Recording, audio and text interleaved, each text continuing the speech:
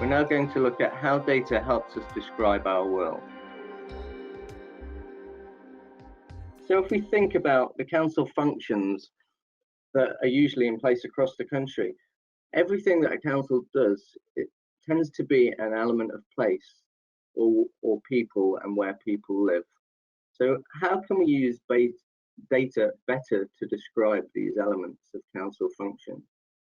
So just thinking about it in the context of a map like this, we have things like addresses and property that councils need to understand and get a handle on.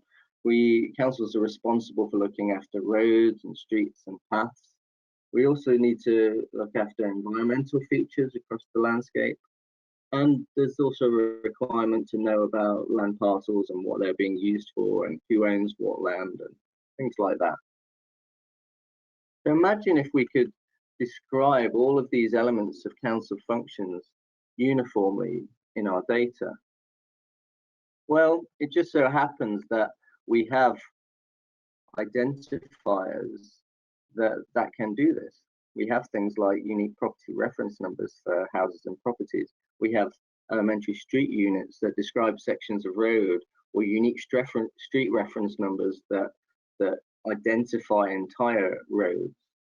We have topographic identifiers for features within the landscape that can be used. And we also have things like title deeds and statistical codes for parcels of land, which can be used within data. And we also have projects that deliver each of these standards around data. We have things like the One Scotland Gazetteer and the National Street Gazetteer. We have Ordnance Survey's excellent work on creating a digital rivers network for the country. And also the detailed products that Ordnance Survey produce, which shows them the most accurate depiction of our landscape. And the Office of National Statistics are particularly good in creating standards around describing data within our world. So what about unique identifiers for people, and how do we use people data to make data more interoperable? Well, the private sector are particularly good at doing this. Banks really need to have a very good handle on the people that they're working with for obvious reasons. But the public sector tends not to be so good at this. And I would argue that this is preventing us improving people's lives and intervening in their lives so that we can improve the way that people live. So turning a citizen service purely digital doesn't necessarily address fundamental problems with the data that we're collecting. And I would argue that we could build the cleverest systems out there, but unless we actually invest in improving the data that goes into them and the processes around that data, they'll always be fundamentally flawed. So how can we improve? Well, if we think about all the unique identifiers that we use for people that enable us to join data sets together, we have a multitude of organizations out there collecting their own identifiers about us in different ways and for different purposes. So we all have national insurance numbers, we all have driving license numbers, we all have passport numbers, and they're all completely different to each other. However, in the local government world, what we do see are things like the govcan, which is using secure visitor tokens and verifying private sector data, and the National Records of Scotland and the NHS creating unique identifiers around people. And through a little bit of simple collaboration between organizations, we can actually use these identifiers to create lookups and to create a sort of more joined up picture of people's lives, which enable us to better get to them, to provide services and to provide benefits and to help them through their daily lives. So if we think about interoperability of data sets and some case studies of how this has improved what local authorities do, this is simply an example about using the unique property reference number that I've mentioned a few times to connect disparate data sets together. So what we've seen Angus do is take their council tax records and their electoral register, both which have the unique property reference number in them. Join those together, and they've been able to find out where there are multiple people living at a property where they're actually claiming a single person discount for their council tax.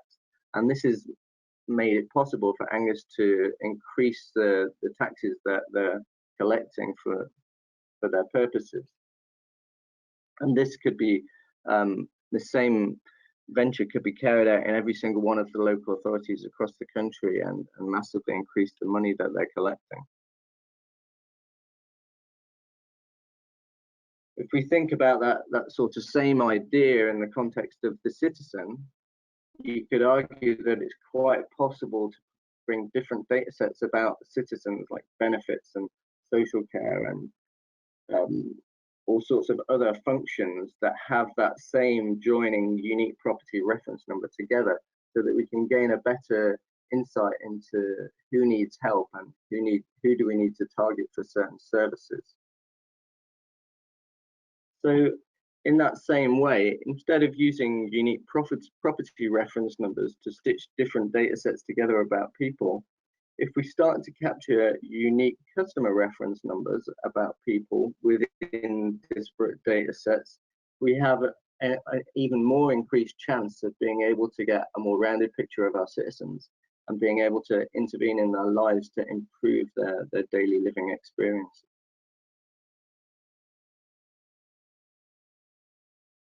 But what about other data? So financial and procurement data is collected by all public sector bodies. And it's the same similar concept. Every record has an identifier for a purchase or a financial transaction. And it needs accurately describing and categorizing in exactly the same way. Different versions of the same spend entity, like a company, don't really help us if we want to do any meaningful analysis. So can we look at creating a definitive list of companies that we do financial transactions with exactly the same addresses? And this would allow us to look at comparisons between local government and national government spend. Also, HR data. Can we better structure and categorize the data about our employees to gain better insight and conduct statistical analysis? Ron Wilkinson is going to talk about a particular case study of good practice around data, the gazetteers in Scotland. Hi there, I'm Ron Wilkinson, and I manage the One Scotland Gazetteer. If your first thought is, what is a gazetteer? Well, please stick with this video for just over 5 minutes to find out. Please also stick around if you want to hear how the One Scotland Gazetteer is an exemplar of digital transformation in action and how it can be used as a blueprint for information sharing and data linking across government. Sitting within the Data and Intelligence Service of the Improvement Service is a range of data, research and analytical functions. This includes the One Scotland Gazetteer, which has two integrated components: Scotland's official address register and the National Street Network. The One Scotland Gazetteer is a national data set that records land, property and street information. Let's delve a little deeper into this. Firstly, to those who are asking what the Gazetteer is, it is simply a geographic directory. The One Scotland Gazetteer holds physical features such as monuments or parks, but most significantly perhaps, every property in Scotland. These features are defined by a UPRN, a unique property reference number, which is a persistent and unique ID for every record in Great Britain. Each local authority is assigned a UPRN range by the Improvement Service, so no UPRN is ever reused or duplicated. Supplementary information about each feature is also captured, including the status of construction, the land use type, for example, if it's a flat, shop, or leisure centre, and crucially, the address and geographic location, defined by the coordinates, often referred to as the georeference. Each property is linked to a street, which also has an authoritative unique ID, the Unique Street Reference Number, the USRN. The data is governed by a playbook for the local government staff who create and manage it. This is the One Scotland Gazetteer Conventions. This is based on the British Standard for Geographical Referencing, which means that there's a UK consistent basis to all land and property information captured in this way. The Convention's guidance is managed by the Improvement Service, and its purpose is to ensure consistency and standardisation across the dataset, even with 32 different contributors. This is so the data can be easily transferred, analysed, and applied to whatever application or use it needs to underpin. The next couple of slides show the high-level conceptual model along with the data model. Ultimately, the concept is very simple. Ensure that every piece of information conforms to a consistent schema. Establish a framework which promotes consistent data entry and information sharing, and along with stringent logic and database compliance rules. Provide that information easily and seamlessly to licensed users, negating the need for any of those users to create and manage their own address or street information, thereby preventing duplication and resource inefficiency across the Scottish public sector, ensuring one definitive source of the truth, and having prevalent and consistent identifiers across government, which makes cross-organisation analysis seamless, something which came to the fore during the initial onset of the COVID outbreak. The final piece of this is facilitating feedback loops for all users, thereby ensuring continual improvement at the data source, which in this case is the contributing local authorities. Secondly, here is the associated process model, which shows that the information flows replicate the conceptual model in practice. Firstly, data is created by each of Scotland's 32 local authorities, according to the guidance Improvement Service provides. The data is then submitted to Improvement Service via FTP or a secure portal. The data is provided by each local authority at least once a week, although daily provision is encouraged. When the data is received, comprehensive data validation is run against it to ensure that only standardised and compliant data is loaded into the national dataset. The Improvement Service then publishes the national dataset for users, either as a download or via an API. As the vast majority of users across government are using the same address and street data to underpin their systems, analysis between and within an organisation can be easily carried out, in most cases using the unique identifiers. So who are the users of the One Scotland Gazetteer? Well, the One Scotland Gazetteer is used by just about every public sector organisation in Scotland in some shape or form. This is in excess of 80 separate organisations. This utilises the create once, use multiple times methodology, which provides significant economies of scale and ensures that the most up-to-date and accurate data is available to all users.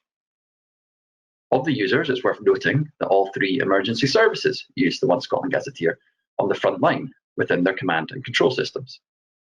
Additionally, the data is used by eDevelopment Scotland for planning and building standards applications, National Records of Scotland for the forthcoming census, the Energy Savings Trust for the granting of energy performance certificates required for all property sales, and Registers of Scotland for the recording of all land and property transactions.